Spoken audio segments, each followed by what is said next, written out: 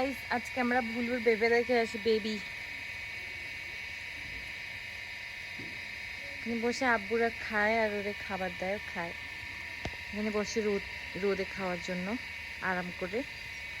চলেন আমরা বুলুর বেবি দেখে আসি। বেবিগুলা ও কাঠের মধ্যে রাখছে।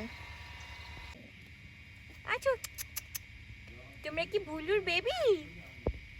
আসো আসো আসো।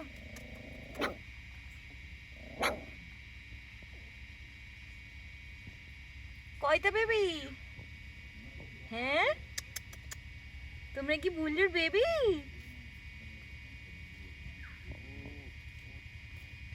সাদা বেবিটা কি সুন্দর, সব কয়টাই খুব সুন্দর।